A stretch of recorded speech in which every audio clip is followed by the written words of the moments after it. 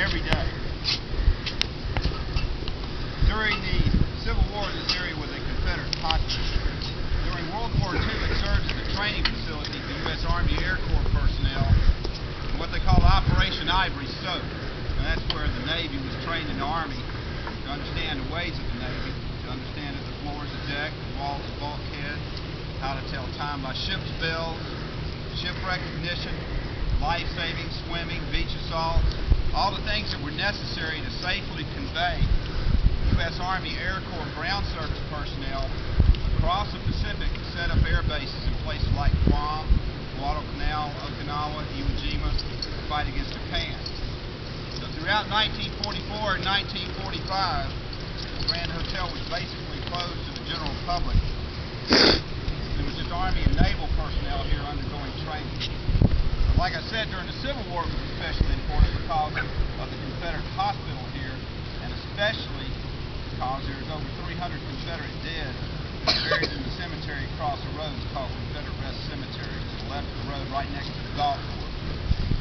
Also just south of here was fought the Battle of Mobile Bay, which is probably the largest naval engagement that's taken place in U.S. territorial water. You may remember from your history books, that's where Admiral Farragut said, "Damn the torpedoes full speed ahead." Of course, it could have been more like, "Damn the torpedoes full speed ahead." Either way, he did what he said he was going to do. Was a very brave man. In fact, Admiral Farragut was directing the battle from up on the mainmast. He was 58 feet above the deck, and he did that at 62 years of age. But he was no lightweight. He was a professional Navy man all the way through and through.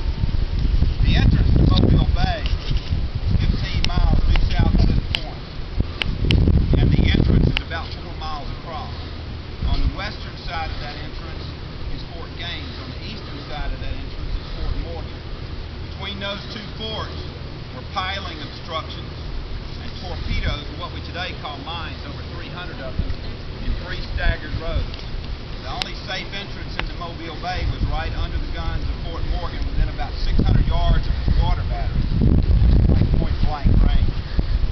On August 5th, 1864, Admiral Farragut with 19 ships, 4 of those being ironclad ships, on that date he steamed between those two forts to fight the Battle of Mobile Bay against a Confederate squadron of 4 ships, one of which was a very large ironclad, the CSS Tennessee.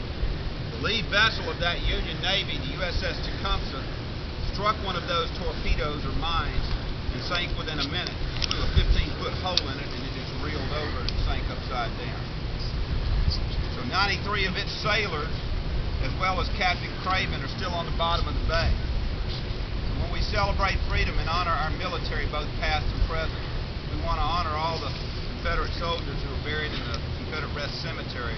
We also want to honor all the sailors who lost their lives aboard the USS Tecumseh, and then those who lost their lives aboard the USS Osage, the Milwaukee, and the Rodolph that were sunk farther up the bay in the Blakely River Channel in the latter stages of the campaign against Mobile.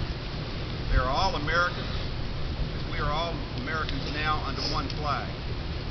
By the way, this flag is flown over Kuwait, Saudi Arabia, Afghanistan, and Iraq.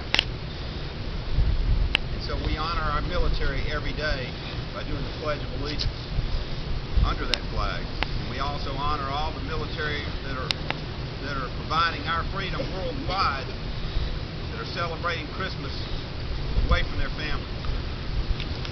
Would you join me in the Pledge of Allegiance? I pledge allegiance to the flag of the United States of America and to the republic for which it stands, one nation, under God, indivisible, with liberty and justice for all. Now those Civil War soldiers and seamen died for that indivisible part of the Pledge of Allegiance. After they won the Battle of Mobile Bay, the Union Army and Navy gathered men and materials and laid siege to both the forts. Fort Gaines surrendered after a day. Fort Morgan took 2 weeks of siege from three sides. After that, they gathered more men and materials throughout the balance of 1864. In fact, they spent the Christmas of 1864 on Fort Morgan Peninsula and Dauphin Island. At that particular time,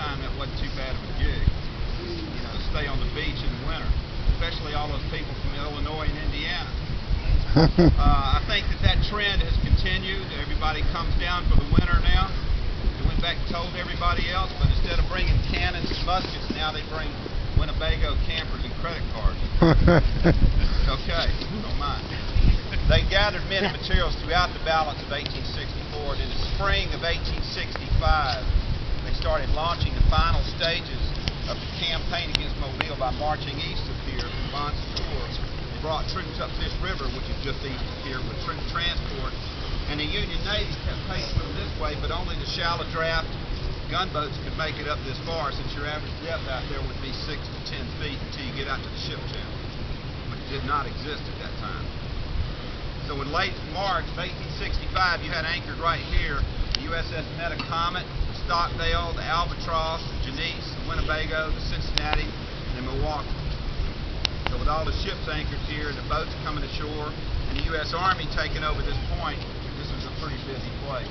These uniforms we're wearing are U.S. Navy uniforms. I just happen to be wearing a Confederate belt buckle, which is a bit of a travesty, but it's because my other belt buckle broke. So I had to use something. Actually, this kind of looks like a Cracker Jack box, if you remember what that looks like. But that's okay. This feels really good on a day like today. The gun we have in front of us is a model 1841 6-pounder. This was the type of gun that was used in the U.S. military in 1847 when the Grand Hotel opened to the general public. This type of gun was used extensively in the Mexican War in 1846. And then also during the Civil War, but by the end of the Civil War, this type of gun was somewhat obsolete because it fired a relatively small exploding shell, 6 pounds, and it had been replaced by rifled artillery, this being smooth bore pistol. This gun will shoot a 6-pound exploding shell 1,525 yards, a few hundred yards short of a mile, at 5 degrees elevation with a 1.25 pound service charge of black powder. The canister round for this, which is a long can, filled up with bullets like a big shotgun shell, weighed 12.5 pounds, over twice as much, and had about 340 balls, bullets in each round. So, and a good crew on a gun like this can fire 3 rounds of canister a minute. So you're looking at 1,000 balls coming out of the muzzle every minute. So even though these were somewhat obsolete, there were 4 of these in Lumsden's Tuscaloosa Battery, the Spanish Fort, which is a high ground that overlooks the interstate on the eastern shore. There were 4 of these in Lumsden's Tuscaloosa Battery on the left of the Confederate line. There were 6 of these in Battery McDermott on the right of the Confederate line. Probably because they were so good at shooting a canister round. And because being solid bronze, it was very rare to have a bronze gun explode. First step in loading a gun like this is to make sure that it's empty. There's no wine glasses or beer bottles. Extraneous pieces of wetting material. This is a primer pouch I just put on. That's a gunner's haversack. When you load the round on a muzzle-loading artillery piece, you do it open-handed. You don't put your thumb across the top. And when you ram the charge, you're inside the bore. Come out in one move. This is the lanyard. This is the vent prick. That will pierce the powder charge, expose the powder to the fire of a friction primer. We use a Cannon friction primer just like the original. It'll blow it out the vent, so it may end up back there somewhere. Awesome. It'll fire immediately. The command is to stand clear, fire. We'll say stand clear and count down 5, 4, 3, 2, 1 and fire. At that point, you might want to cover your ears or your children's ears, because even though we're just going to fire a half-pound charge, which is less than half the original charge, it's still pretty loud. The reason the command stand clear is given, this gun wasn't bolted down, and we were firing a live round or a heavy blank charge. It's going to come back, it would recoil, and it would run over. Not a good thing.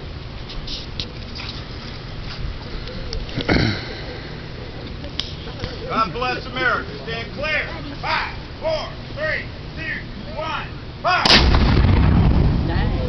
Wow. Merry Christmas.